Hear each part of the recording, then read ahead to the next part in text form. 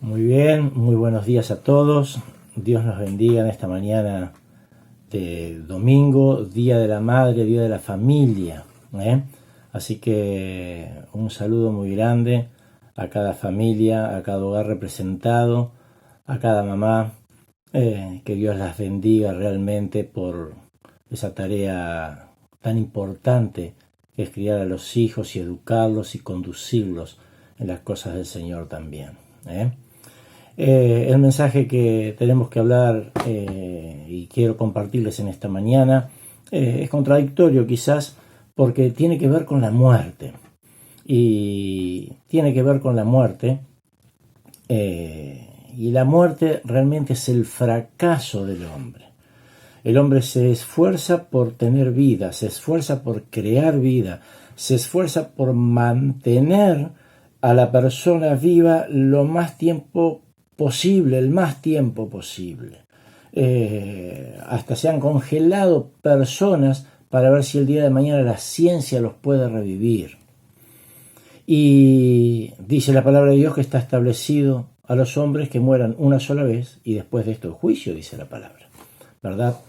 El evangelista Moody dijo en alguna oportunidad: una mañana de estas leerán en los periódicos Dilwyn Moody ha muerto. No lo crean, esa mañana estaré más vivo que nunca. Esa era la certeza que él tenía en su corazón, y es la misma que tengo yo, es la misma seguramente que tenés vos también. Que el día que nos toque pasar de este mundo, cruzar este río, vamos a estar con nuestro Señor. Esa es una esperanza que nadie nos puede quitar. Y en esta mañana quiero compartirles en el Evangelio de San Juan, en el capítulo 11, uno de los pasajes más conmovedores, más estremecedores de la palabra de Dios. Uno de los milagros, o el milagro más importante a mi criterio que el Señor ha hecho. El último de los milagros que el evangelista Juan relata. ¿Sí? Es el último de los relatos que él hace con respecto a un milagro del Señor. Y lo hace con muchos detalles, hasta el punto que se toma 44 versículos para detallar toda la historia desde el comienzo al fin de este milagro, el cual él con sumo cuidado toma cada uno de los detalles. Y este milagro fue la gota que rebalsó el vaso, ¿sí? Para que los fariseos, para aquellos judíos, instiguen al Señor y lo lleven a la cruz. Y lo lleven a la cruz. Esto sucedió una semana antes aproximadamente de la muerte del Señor. El Señor hizo algo que nadie podía hacer. Todos conocían a Lázaro y sabían que había muerto, ¿sí? Y sabían que él había muerto porque ya hacía 4 días que estaba muerto. Y de repente ven arrimarse al Señor Jesús. Y aquel que estaba muerto, aquel que su cuerpo estaba ya en descomposición, estaba caminando en medio de ellos. El Señor había hecho un milagro que ellos no podían refutar de ninguna manera, ¿sí? Y en toda esta historia hay un orden progresivo que termina en la tumba de Lázaro, ¿sí? Leemos en el capítulo 11, ¿sí? En el versículo 1 dice: estaba entonces enfermo uno llamado Lázaro de Betania, la aldea de María y de Marta su hermana. María, cuyo hermano Lázaro estaba enfermo, fue la que ungió al Señor con perfume y le enjugó los pies con sus cabellos. Esto sucedió después del milagro que el Señor había hecho. ¿Cómo no hacer esto? ¿Cómo no tener esta entrega y esta adoración al Señor que le había devuelto la vida a su hermano tan amado? Enviaron pues las hermanas para decir a Jesús: Señor, he aquí el que amas está enfermo. Oyéndolo Jesús dijo: esta enfermedad no es para muerte, sino para la gloria de Dios, para que el Hijo de Dios sea glorificado por ella. Bien, parece una respuesta fría en realidad. A mí si un amigo, o por lo menos, más allá de frío, por lo menos extraña, a mí si un amigo me dice que estaba enfermo y yo no le voy a contestar, esta enfermedad no es para muerte, sino que esta enfermedad que tenés es para la gloria de Dios. ¿Cuánta fe tendría que tener para poder decir eso, ¿no? Y aseverar eso, ¿sí? Él sabía que iba a hacer un milagro, ¿sí? Y que ese milagro iba a ser para la gloria de Dios, como lo fueron todos los que el Señor hizo. Cada uno de ellos fueron hechos para darle gloria a Dios y para demostrar al mundo que Él era verdaderamente el Hijo de Dios enviado y prometido, el Cristo, el Mesías. Y este en particular, dada la proximidad de la muerte del Señor, ella sabía lo que iba a acontecer. Mirá lo que dice, por ejemplo, si damos vuelta a la página, en el capítulo 2, en el versículo 10 y 11, pero los principales sacerdotes acordaron dar muerte también a Lázaro, porque a causa de él muchos de los judíos se apartaban y creían en Jesús. Después de haber hecho este milagro maravilloso que hizo el Señor, ¿sí? Muchos de aquellos que estaban con la ley, que seguían las enseñanzas, que tenían esa religiosidad, ¿sí? Muchos de ellos se convirtieron al ver esto al Señor. Y esto preocupó sobremanera a los principales sacerdotes, a los fariseos y demás, ¿sí? Lázaro nunca habló. No vemos que Lázaro diga alguna palabra en toda esta situación, ¿sí? Lázaro nunca ha hablado. Y sin embargo, ¿sabes? Esto me habla de su testimonio. ¿Cuántas personas a veces sin hablar tienen un testimonio intachable, un testimonio impecable, un testimonio que uno dice, este tiene algo distinto? Mirá lo callado que es lo que habla, pero mirá qué bien hace las cosas, mirá su comportamiento, mirá su proceder, mirá su manera de hablar cuando lo tiene que hacer. Es alguien distinto, eso me habla de buen testimonio. Y ese mismo Lázaro callado es aquel que estaba su cuerpo descompuesto en la tumba, es el mismo que luego está sentado a la mesa ahí con el Señor. ¡Qué maravilla! Esto me hace acordar a la historia preciosa de Mefiboset, aquel lisiado que de repente se ve y se encuentra sentado a la mesa del rey. En el capítulo 11 seguimos, en el verso 14, el Señor se sincera de alguna manera no porque no lo sea, pero les dice claramente a sus discípulos, miren, Lázaro ha muerto, porque les había dicho que estaba durmiendo y ellos se habían entendido que era del sueño. El Señor les dice claramente, Lázaro ha muerto. ¿Qué está buscando el Señor? Está buscando fortalecer su fe por lo que se aproximaba. El Señor sabía lo que se aproximaba. Y sabes una cosa, quien escribe acá, que es el apóstol Juan, es el único que estuvo enfrente de la cruz cuando el Señor estaba muriendo. Nadie de aquellos que le rodeaban al Señor estuvo cerca del Señor en su hora más dolorosa. Fíjense ustedes cómo aquellos que rodeaban a esta familia amada, cómo les acompañaron, cómo les consolaron. En el versículo 19 dice, y muchos de los judíos habían venido a Marta y a María para consolarlas por su hermano. Entonces Marta, cuando oyó que Jesús venía, salió al encuentro, pero María, dice, se quedó en casa. Salieron y estos judíos fueron a consolarlas porque era una familia amada, era una familia querida y conocida, ¿sí? En el versículo 11 En el capítulo 11, versículo 41 y 42 dice: entonces quitaron la piedra de donde había sido puesto el muerto, y Jesús, alzando los ojos a lo alto, dijo: Padre, gracias te doy por haberme oído. Yo sabía que siempre me oyes, pero lo dije por causa de la multitud que está alrededor, para que crean que tú me has enviado.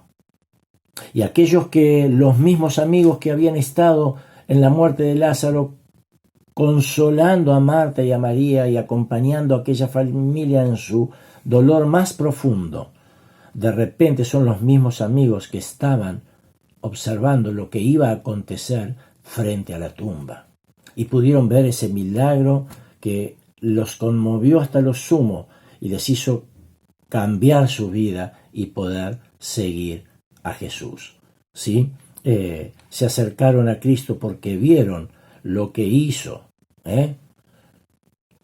¿Soy yo un milagro de Cristo? El Señor me resucitó.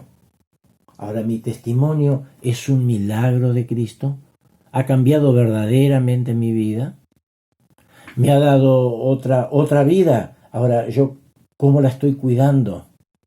Ahora yo, ¿cómo estoy demostrando que mi vida es distinta, mi vida es nueva? ¿Cómo estoy dando, cómo estoy ofreciendo, cómo estoy ejercitando los dones que el Señor puso en mí una vez que le conocí?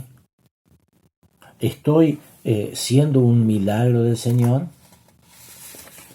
Jesús sabía que la cruz glorificaría a Dios. En el versículo 5 y el versículo 6 dice: y amaba Jesús a Marta y a su hermana y a Lázaro. Cuando oyó pues que estaba enfermo, se quedó 2 días más en el lugar donde estaba. Ahora, esto me suena, ¿no suena esto como desconectado acaso? ¿No suena como algo raro, por lo menos, que siendo el Señor que oyó, ¿sí? Pues que estaba enfermo, y se quedó 2 días más aún? ¿Sí? Me suena raro. Ahora, si a mí un amigo me llama y me dice: Jorge, mira, tengo un problema, necesito verte, necesito que me ayudes, necesito un consejo, tengo un problema espiritual o lo que fuere que tenga, ¿sí? Y yo voy y le aparezco 2 días después, bueno, yo creo que ese amigo no me va a tener en buena estima, ¿sí? No voy a estar en su lista de buenos amigos, seguramente. A veces Dios no responde inmediatamente y debemos reordenar las cosas, reordenar nuestra situación, ¿sí? Y nuestra fe crece. Es fácil confiar cuando tenemos respuestas rápidas de Dios. Es fácil confiar cuando yo hoy oro por algo, le pido al Señor por algo y al otro día tengo la respuesta. Cuando estoy orando y pidiéndole al Señor o haciendo algo y a los pocos días tengo la respuesta. Claro, ¿cómo nos vamos a confiar así? Es fácil confiar así, ¿sí? A pesar de que sigue siendo confianza, ¿sí? Yo esta semana, mis queridos, aprendí algo de un joven amadísimo que, atravesando una situación, atravesando un problema, como diciendo: yo estoy orando pero no tengo respuesta pronta y quiero tener una respuesta pronta. Pero también su reflexión fue en otras palabras: pero si bajo los brazos, ¿dónde está mi fe? Si bajo los brazos, ¿dónde está mi fe? Tengo que seguir orando porque sé que el Señor, si tengo fe, me va a dar lo que le estoy pidiendo, porque sé lo que estoy pidiendo, no estoy pidiendo mal. Entonces yo sé que el Señor va a complacer ese pedido, ¿sí? Eso es algo que en esta semana he aprendido, a poder ver en un joven que diga: está bien, sí, pero si yo le aflojo lo que estoy haciendo, es como que digo: bueno, ya está. No, ¿dónde estaría mi fe? ¿Sí? Bien, ¿por qué Jesús demoró en ir? Saben ustedes, dice una tradición judía que el alma merodeaba 2 días después de la muerte de una persona.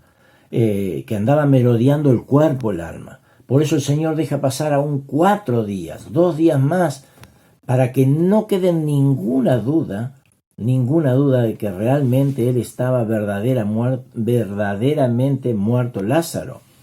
Él no fue hasta que todos estarían seguros de su muerte, ¿sí?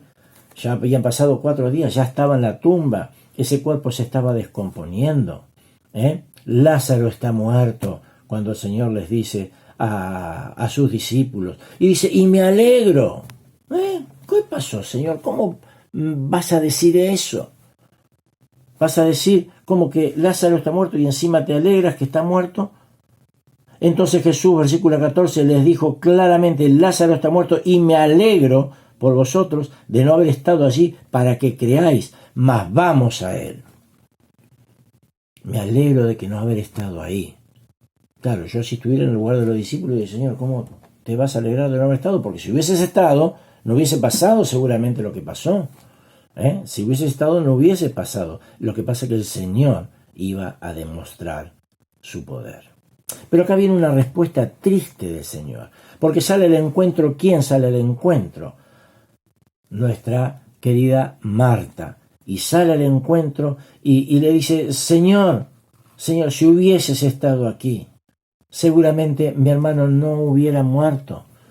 Entonces el Señor le dice en el versículo 23, Jesús le dijo, tu hermano resucitará. Entonces Marta le dice, yo sé que resucitará en la resurrección en el día postrero. Yo sé que va a resucitar. En el versículo 25, maravilloso versículo, el Señor le dijo, yo soy la resurrección y la vida. El que cree en mí, aunque esté muerto, dice, vivirá.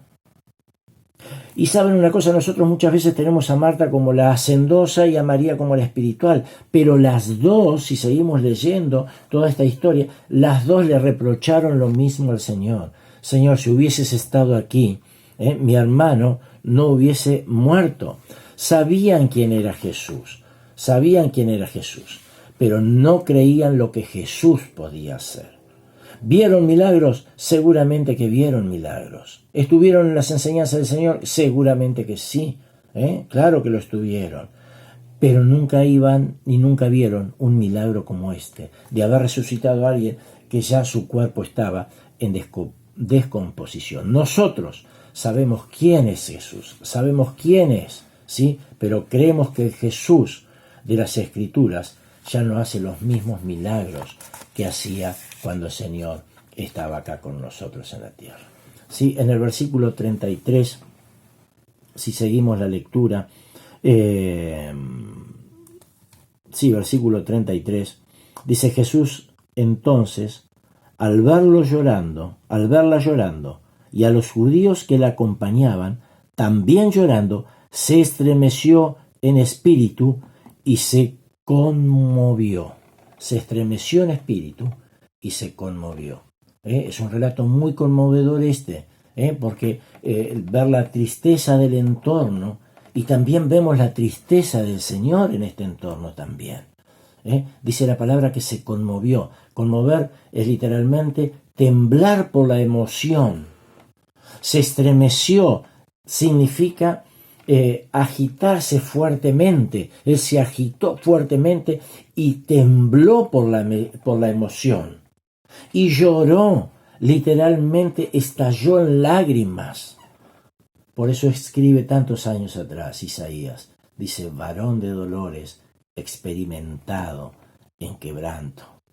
Jesús lloró allí, literalmente estalló en lágrimas. Vio la tristeza y se identificó con ellos. Claro, es el Señor y Él se identificó con nosotros. Él dejó las glorias eternas y vino a este mundo a morir por vos y por mí, a padecer igual que yo en este mundo. Y se identificó con mi dolor, se identificó con mis necesidades, se identificó con mis miserias. El Señor tuvo y padeció lo mismo que padecí yo, lo que padeciste vos y que padecí yo, con la gran diferencia que Él no cometió pecado alguno. Lloramos con los que lloran y nos alegramos con los que se alegran. ¿Sabes? Esto es un don. Si tenemos esa capacidad de entrar en el dolor de alguien, bueno, hagamos esto. Si tenemos ese don y tenemos esa capacidad, ese don de misericordia de poder entrar en el dolor de alguien y poder consolarle, y poder animarle, y poder hacer algo por esa persona, hagámoslo porque le vamos a hacer un bien seguramente. Jesús tenía ese dolor, el mismo dolor que tenían Marta y María y aquellos que amaban a Lázaro. ¿Sabes? Lázaro tuvo que morir 2 veces. 2 veces tuvo que morir Lázaro. Y aquí hay una respuesta sobrenatural de alguna manera. Si leemos el versículo 36, dice: dijeron entonces los judíos: mirad cómo le amaba. Y algunos de ellos dijeron: ¿no podía este que abrió los ojos a los ciegos haber hecho también que Lázaro no muriera? Claro, querían también reprocharle al Señor: Señor, si hubieses estado aquí, lo mismo que le reprocharon las hermanas. Jesús, profundamente conmovido, otra vez vino al sepulcro. Era una cueva y tenía una piedra puesta encima. Dijo Jesús: quitad la piedra. Marta, la hermana del que había muerto, le dice: Señor, ¿qué vas a hacer?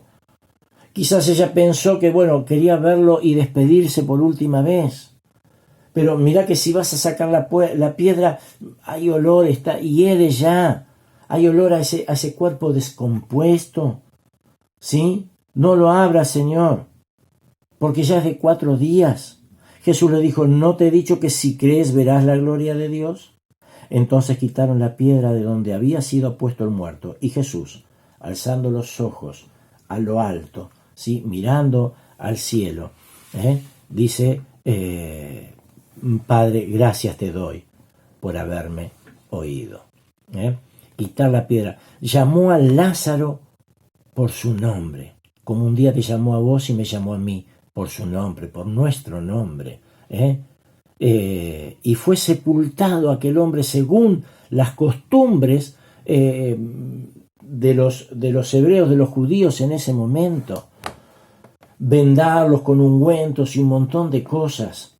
Y aquel Lázaro que fue llamado por su nombre salió de la tumba. ¿Sí? Lázaro, ven fuera. Y Lázaro sale de la tumba y dice: con esos vendajes sepulcrales. ¿Sí? Ahora hay acá una figura de cosas y 2 cortitas para ir cerrando.